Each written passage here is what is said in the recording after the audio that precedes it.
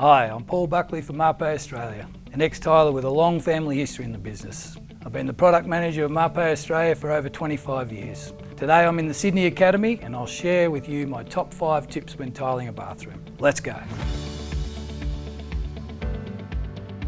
Tip 1, substrate preparation. Really important part of the job. If the substrate's not prepared properly, there's every chance you could get tile delamination. So it's a must to prepare your substrate. You can see when I rub my hand on the wall, my hand becomes dirty, so this needs to be cleaned. The most simple way to clean the substrate is a bucket of water and a sponge. Nice clean water. We just simply wipe down where we're actually going to be installing the tiles. So you can see there on the sponge there's dust, so that came off the substrate of course, so that would have created a delamination or debonding area. Likewise, when I rub my hand on the back of a tile, my hand becomes dirty, so that needs to be cleaned as well. Tip 2, adhesive selection. Another really important aspect of tiling is to get the right product for the right job. When selecting your adhesive, I would always look for these type of classifications on the bag. For mine, I would always start as a C2. It's an improved cement-based adhesive, and in this case an S1, which refers to deformability. So this particular product is right for most applications. Always mix your adhesive twice, letting it rest in between. So mix, slake, mix. First mix agitates. Looking at the mix, you might think it's ready to go, but it's not. You can't see it with your eyes, but microscopic ingredients take time to wet out and activate. Slake settles and lets all the ingredients wet out. The second mix brings everything together, creating the perfect adhesive. Mixing properly increases open time, workability, and most importantly, final performance, ensuring there won't be defects. It's just going to be a better all-round product to use. There's just no doubt about it. So mix, slake, mix. Tip 3, how to maximise tile bond. Start by using the flat side of the trowel to skim the surface first.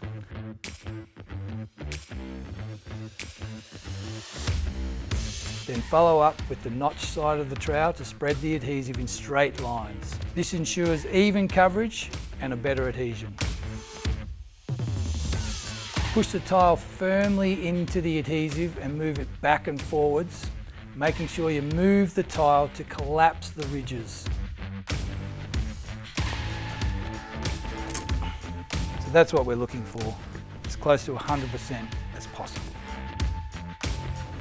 Never use the spot bonding method.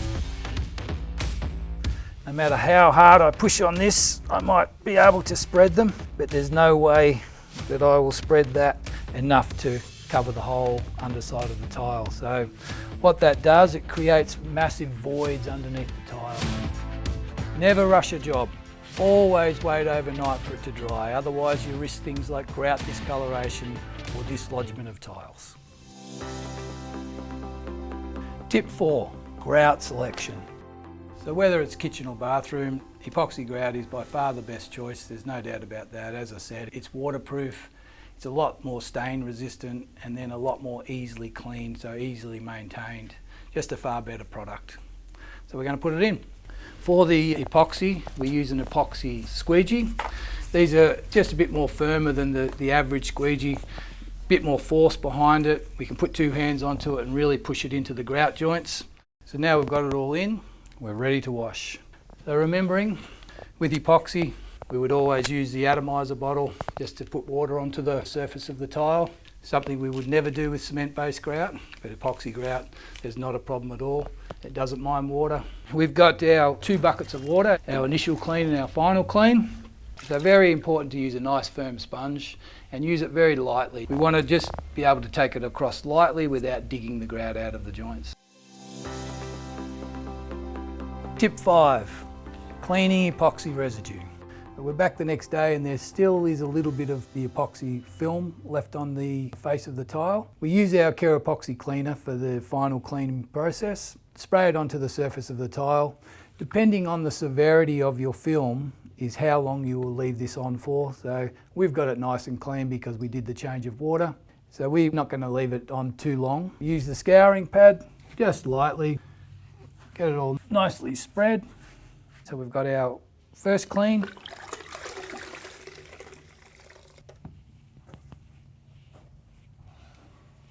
So we've done our initial clean, go into the clean water, cleaning our sponge thoroughly, and then we just do our final clean. Okay, the final clean's been done. I'm really happy with the way it's come up, and the client's going to be very happy with the final performance of the grout.